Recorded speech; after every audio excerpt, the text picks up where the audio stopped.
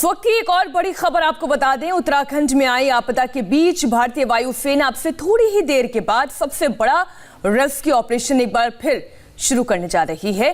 कल के ऑपरेशन के बाद एयरफोर्स अब सुबह 6:45 पर रेस्क्यू ऑपरेशन की शुरुआत करेगी। आपदा के बीच एयरफोर्स मिशन उत्तराखंड में जुटी हुई है। देहरादून के जॉलीग्रांट एयरपोर्ट से लेकर जोशीमठ तक एयरफोर्स के विमान तैनात हैं। इसमें C-17 Globemaster, C-130J super Hercules विमान, Mi-17 हेलीकॉप्टर के साथ ही एडवांस लाइट हेलीकॉप्टर भी तैनात किए गए हैं। एयरफोर्स के एडवांस लाइट हेलीकॉप्टर भी प्रभावित इलाकों में गश्त कर रहे थे ताकि प्रभावित इलाकों की स्पष्ट जानकारी पूरी तरह से मिल सके।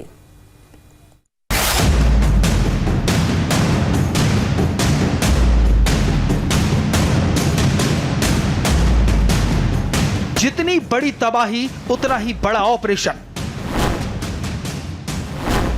जितनी बड़ी आफत उतनी ही बड़ी रेस्क्यू टीम। जोर लगा के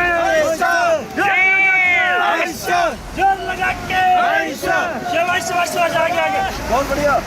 इसका धुआं भी आ गया।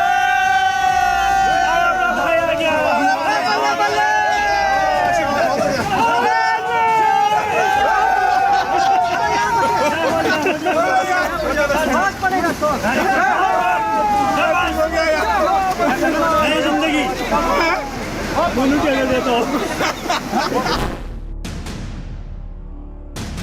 सैलाब और उसके साथ आया सैकड़ों टन मलबा सबको डुबो देने पर आमादा था और इसी बीच देश के जाबाज बड़े रेस्क्यू ऑपरेशन को अंजाम देने में जुटे हैं।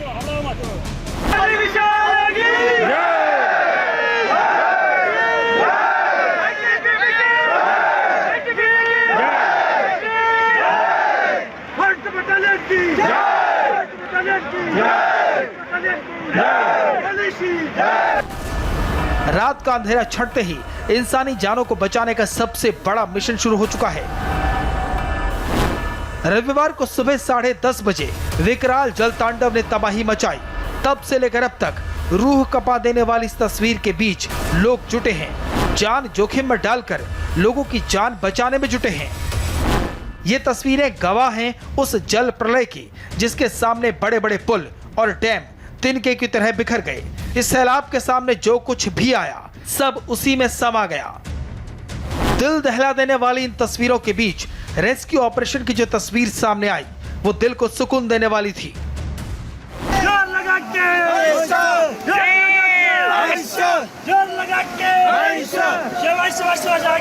बहुत बढ़िया।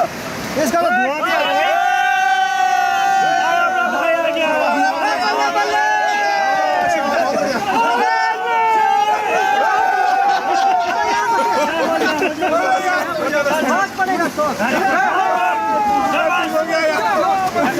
जिंदगी दोनों के लिए देता हूँ।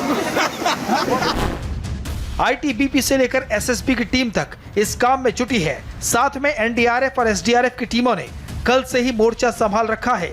रूह कपा देने वाली इस आपदा में भी देश के जाबाज किसी देवदूत की तरह लगातार काम में जुटे हैं। दिन की कौन कहे, रात के अंधेरे में भी तत्परता से ये बचाव का काम करते रहे। जानकारी मिली थी कुछ समय पूर्व कि वहाँ की एक्सटर्नल टनल में कुछ लोग फंसे हुए हैं।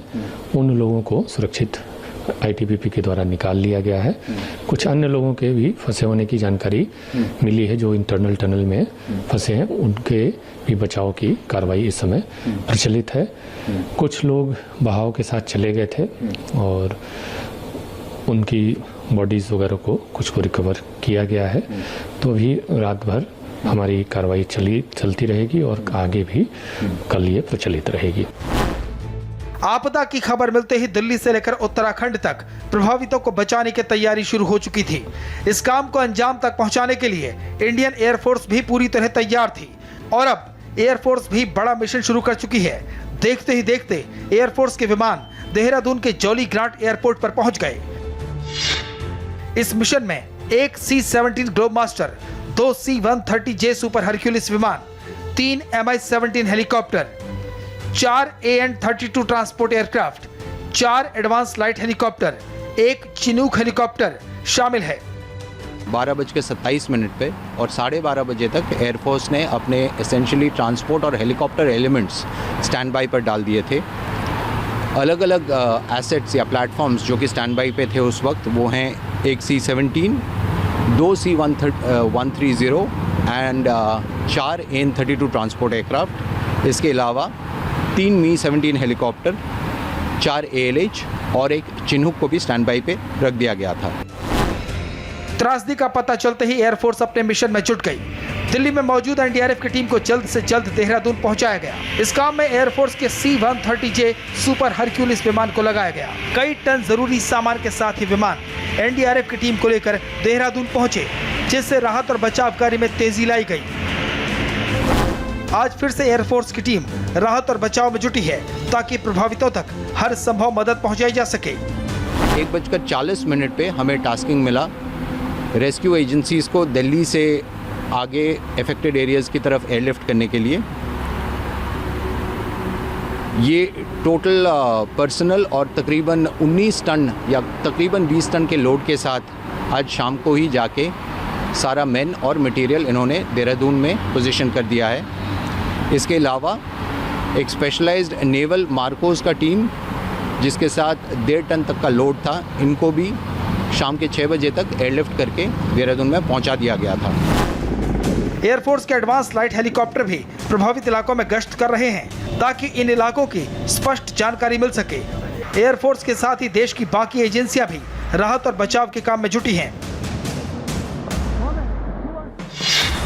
इंडियन नेवी की मार्कोस टीम को उत्तराखंड में तैनात किया गया है। साथ ही आर्मी के 400 जवानों को चमोली में तैनात किया गया है। आर्मी की इंजीनियरिंग टास्क फोर्स को भी तैनात किया गया है।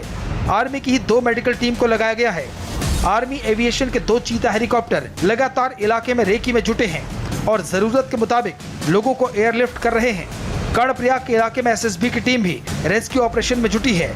जल प्रलय की वजह से कर्णप्रयाग में नदी का लेवल करीब 2 मीटर तक बढ़ गया है। ऐसे में मुश्किल हालात के बीच एसएसबी लोगों की जान बचाने में लगी है। कर्णप्रयाग से गोनिका अरोड़ा के साथ चमोली से इंदर सिंह बिष्ट की रिपोर्ट।